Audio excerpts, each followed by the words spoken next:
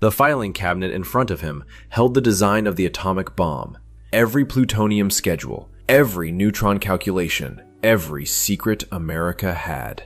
9 cabinets, all locked. Combination dials rated for 1 million possible codes. Feynman had no tools, no key, no combination. And within minutes, every cabinet in that room would be open. But it started 3 years earlier, with a paperclip. 1943, Los Alamos, New Mexico. The military has gathered the greatest scientific minds in the country to build a weapon that could end the war. The facility is still under construction when the first scientists arrive. Security should be the top priority. It's the most classified project in American history. And yet, as Feynman described in his Los Alamos from Below lecture, they kept the secrets of the atomic bomb in filing cabinets locked with nothing but padlocks. Some cabinets didn't have locks at all. The design of the most destructive weapon ever built, stored behind a lock you could buy at a hardware store for a few cents. Feynman noticed this on his first week. There wasn't much entertainment in the New Mexico desert. The scientists worked brutal hours on the bomb and had almost nothing to do in their downtime. For Feynman, every lock was a claim that something was secure, and claims without proof were the one thing he could never leave alone. So he taught himself to pick padlocks, a small screwdriver, a bent paperclip. That's all it took. He'd walk into a colleague's office, open their filing cabinet, take out a classified report, and hand it back to them later. Thanks for your report. That was it. No alarm, no investigation. Just a physicist proving a point that nobody wanted to hear. He told the security office. They didn't care. He showed them how easy it was. They shrugged. The attitude was, we're in the middle of the desert, behind a fence, guarded by military police.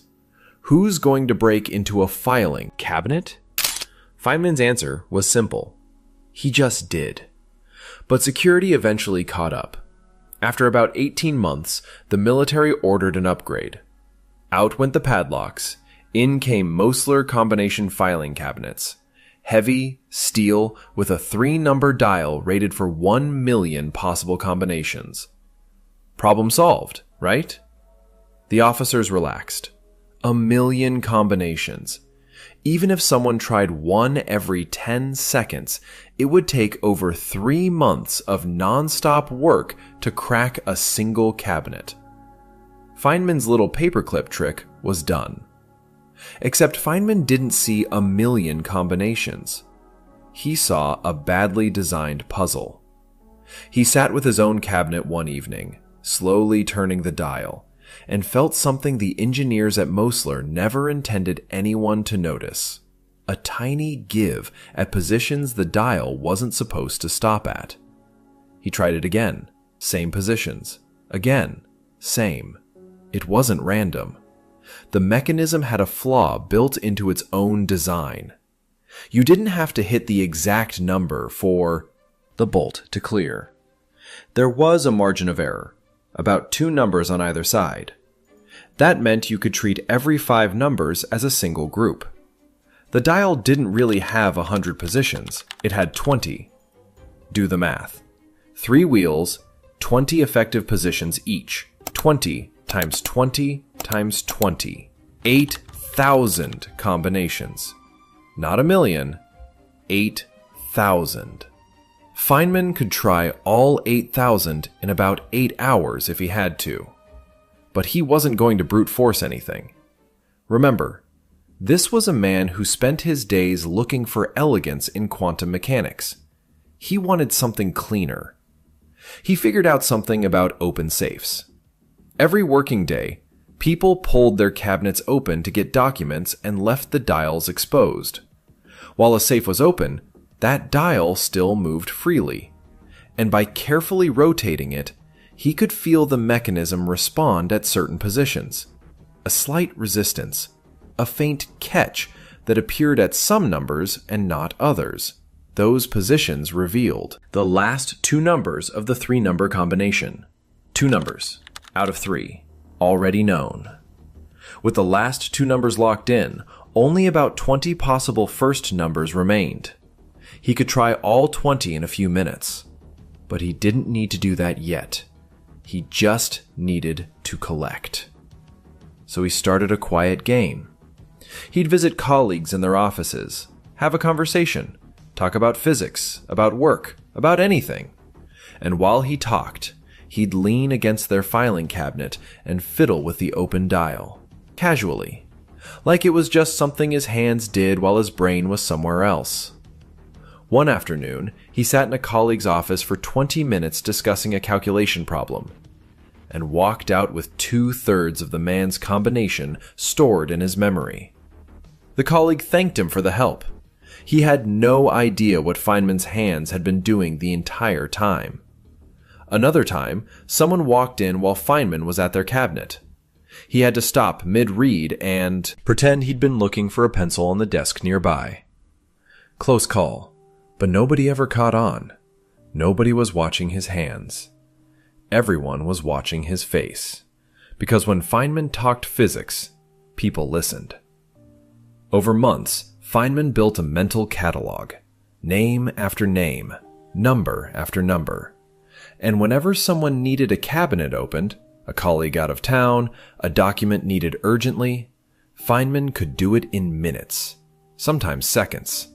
Scientists started knocking on his door. "Feynman, I've been locked out. Can you help?" He always could. And he fed the reputation. When someone asked him to open a cabinet, he'd close the door and make them wait, even though he could crack it in seconds. The longer they waited, the more impressed they were. If it looks hard, people believe it's hard. But there was one method even simpler than the dial technique, and it exposed something worse than bad locks. Feynman found out what the factory default combination was for. The Mosler cabinets. The number the manufacturer set before shipping. He tried it on every safe he could access. 1 in 5 opened. 1 in 5. These people calculated neutron cross-sections for a living, and they couldn't be bothered to reset a 3-digit code? But there was something else happening in Feynman's life at the time. Something most people leave out of this story. While Feynman was perfecting these methods, fiddling with dials, memorizing numbers, building a reputation as the great safecracker, his wife Arlene was dying. Tuberculosis. She was in a sanatorium in Albuquerque. Every weekend, he made the 200-mile round trip to see her. His salary was $380 a month. She died in June of 1945. Before the bomb was tested. Before anyone celebrated anything. He never wrote much about what that period felt like. Now, back to that office. This is after the war. Feynman returned to Los Alamos to finish some papers. He needed a document from the library, but it was a weekend and the library was closed. He remembered that Frederick de Hoffman, a fellow physicist who kept copies of every document produced by the Manhattan Project, had 9 filing cabinets full of them in his office. Feynman walked in. The lights were on. It looked like someone had just stepped out. He waited. And while he waited, he did what he always did. Started fiddling with the combination dial. He tried some random numbers. Nothing. He tried the factory defaults. Nothing. De Hoffman had changed his. Then Feynman stopped thinking about the lock. He started thinking about the man. The secretary's desk had an ordinary lock, the kind he'd been picking since his first week. He opened the drawer, searched through the papers, and found something scrawled along the top of a sheet.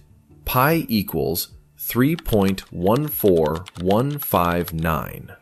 Why would a secretary need the value of pi? She didn't.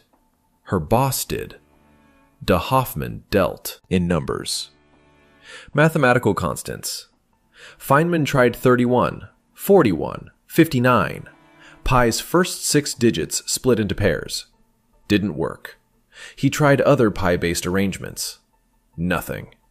Then the thought hit him. De Hoffmann was a physicist.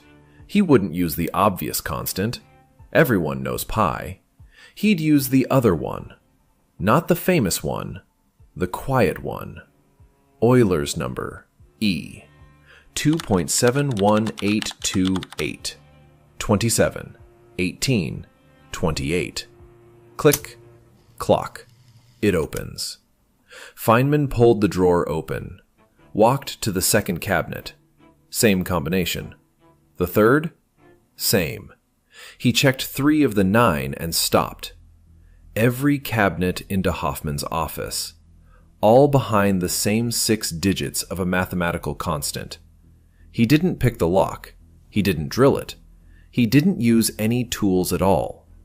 He figured out what kind of person de Hoffmann was and guessed right on his second try. Now, what happened next is one of the best pranks in the history of American science.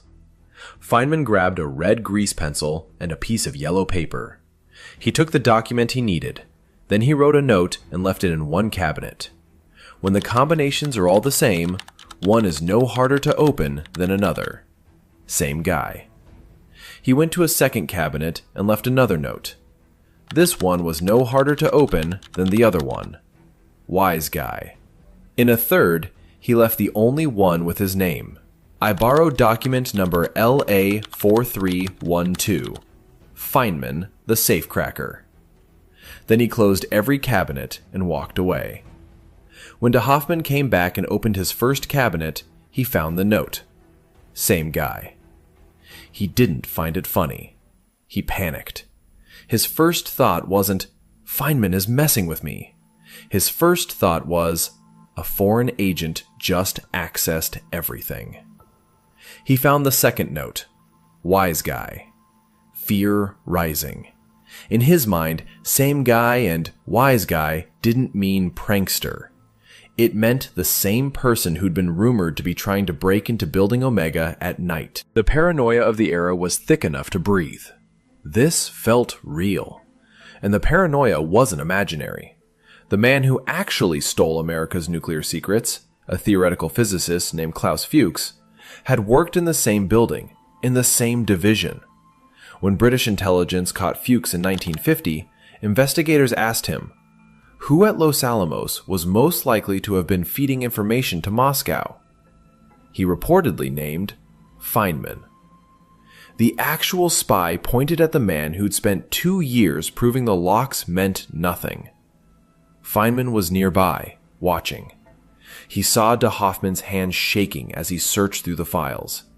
He realized, slowly, then all at once, that this wasn't funny anymore. De Hoffmann was genuinely terrified.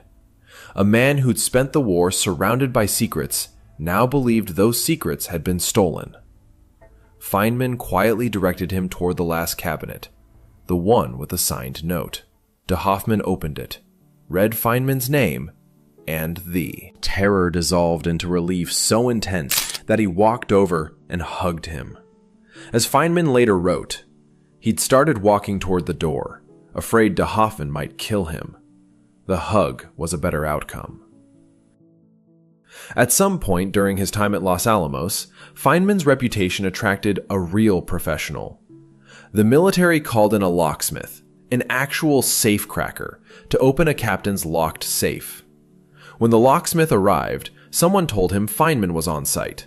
The locksmith was thrilled. As Feynman recounted in Surely You're Joking, the man said, God, you're Feynman, the great safecracker. I've wanted to meet you for so long. Feynman was confused. Here was a man who did this for a living, a professional. Why would he be impressed by a physicist who fiddled with dials as a hobby?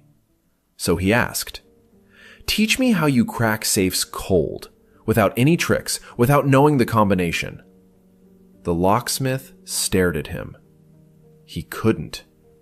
He hadn't drilled the captain's safe at all. He'd tried the factory default combination, and the captain had never changed it. That was his entire method. The same method Feynman used. When the locksmith asked Feynman to teach him how to crack a safe cold, Feynman said he couldn't either. Feynman later wrote about what happened when a colleague in the property section told him the locksmith had gone up with his tools to drill the captain's safe. Feynman asked the locksmith, "If someone came to you and asked you to drill a safe, what would you do?" The locksmith said he'd put on a show, gather the tools, walk up to the safe, place the drill against it, and make some noise. Save the job. In other words, fake it. Two men, famous for the same impossible thing. The locksmith's entire method was factory defaults and theater. Feynman's entire method was patience and human psychology. Neither of them could do what everyone believed they could do. They'd both built legends on the same foundation, not on beating the lock, but on reading the person behind it. The locksmith read the room. Feynman read the combination setter. And the gap between what people assumed and what was actually true, that gap was where both reputations lived. On paper, that Mosler lock had 1,000,000 combinations. In practice, people narrowed it down to a handful. Birthdays, anniversaries, mathematical constants, factory defaults they never changed. Sound familiar? The password policy at your company demands capital letters, numbers, special characters, and everyone capitalizes the first letter, adds a 1 at the end, and sticks an exclamation mark after it. Same pattern, 70 years later. As Feynman put it in Surely You're Joking, he'd opened the safes containing all the secrets to the atomic bomb, the schedules for the production of the plutonium, the purification procedures, how much material is needed, how the bomb